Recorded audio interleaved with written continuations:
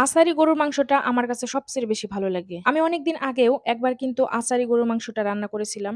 আবার ২য় বার রান্না করলাম সেটা আজকে। আসসালামু আলাইকুম, কেমন আছেন সবাই? একটা জিনিস উপলব্ধি করলাম। সারামণি তো ছোট, ও বায়না ধরে বিভিন্ন সময় বিভিন্ন জিনিস খাওয়ার জন্য। অনেকেই জানেন যে আমার ভাগ্নে আমাদের বাসায় থাকে। ও আবার ২ দিন ধরে বাড়িতে গেছে। বাড়িতে গিয়ে ভিডিও কল দিয়ে দেখাইছে ওর মা গরুর মাংস রান্না করতেছে, চিতই পিঠা বানাইছে। এগুলি দেখে সারামণি বায়না ধরছে। মানে এক্ষুনি তুমি চিতই পিঠা নিয়ে আসো আর গরুর মাংস নিয়ে আসো, এক্ষুনি খাবো।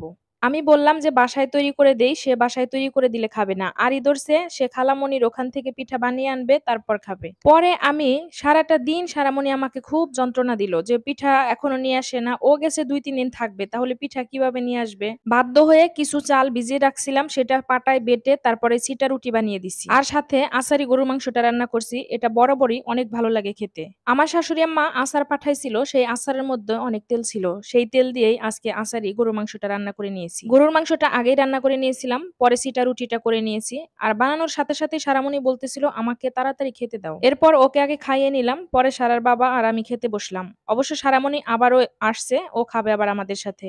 পাটায় বাটা চাল দিয়ে আমি ভাবলাম তাহলে একটু ময়দা মিশিয়ে খোলাজা পিঠা তৈরি করে নেই। আমার কাছে চিতই পিঠা একেবারে বানাতে গেলে হয় না বললেই চলে। খুব কষ্ট হয় বানাতে, হয়ই না, কাঁচা থাকে। এর আগেও কয়েকটা চিতই পিঠা বানাইছিলাম, হইছে, বাট ভিতরে একটু একটু কাঁচা থাকে। এজন্য ওইটা আর আসলে বানাইতে ইচ্ছা করে না। একটা জিনিস বানাইতে গেলে যদি ভালোই না হয়, ওই জিনিসটা আসলে বানাইতে ইচ্ছা করে না। আমার কাছে সবচেয়ে সহজ হয় ছিটা রুটিটা। এইজন্য প্রায় সময় ছিটা রুটি গরুর মাংসটাই করি। আর ওরাও সবাই পছন্দ করে।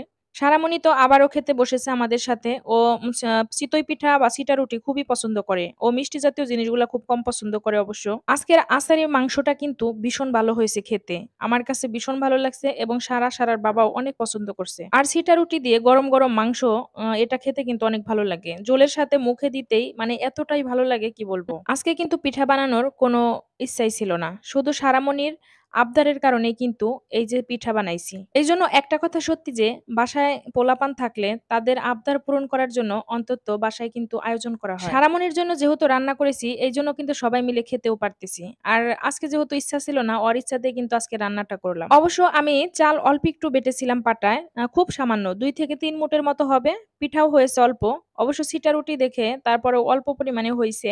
তো সারার বাবাকে বললাম একটু ভাত ছিল, যে তুমি একটু ভাত খাও। আর এইদিকে আমিও পিঠা খাচ্ছি। অবশ্য যেটুকু পিঠা আমি তৈরি করেছি আমাদের ৩ জনের সন্ধ্যার নাস্তাটা আরকি কমপ্লিট হইছে। কিন্তু সবচেয়ে বেশি ভালো লাগছে যেহেতু সারামণি এই পিঠাটা খেতে চেয়েছিল আর তাকে খাওয়াইতে পারছি, এটাই আমার কাছে অনেক ভালো লাগছে। আর ও তো পিঠা খেয়ে আমাকে অনেক ধন্যবাদ দিল। খুবই খুশি হইছে। বলছে মাম্মি অনেক মজা হইছে, তোমাকে অনেক অনেক ধন্যবাদ। আসলেই প্রতিটা বাবা-মাই কিন্তু বাচ্চাদের ইচ্ছা আবদার পূর্ণ করার জন্য সবসময় ব্যস্ত থাকে। আমার ভাগ্নি বাড়িতে গিয়ে যা ভিডিও করে দেখায়, আর আমার মেয়েও সেই আবদারগুলা করে। ভিডিও কলে দেখাইছে ওর ভাইয়ের জন্মদিনে কেক কাটতেছে, সারামণিও এখন কেক খাবে। আর ওর বাবা যখনই শুনছে তখনই আবার গিয়ে একটা কেক নিয়ে আসছে, সেই কেক আবার কাটছে। সারামণি যেটাই বলে সারামণির বাবা উৎপেতে থাকে, যখনই বলবে তখনই সাথে সাথে সেটা কমপ্লিট। যাই হোক, আমার কাছেও ভালো লাগলো যেহেতু মেয়ের উছিলায় আমরা সবাই মিলে খেতে পারলাম। আর আমার কাছে গরুর মাংসের একটু হাড় চর্বিটাই বেশি ভালো লাগে।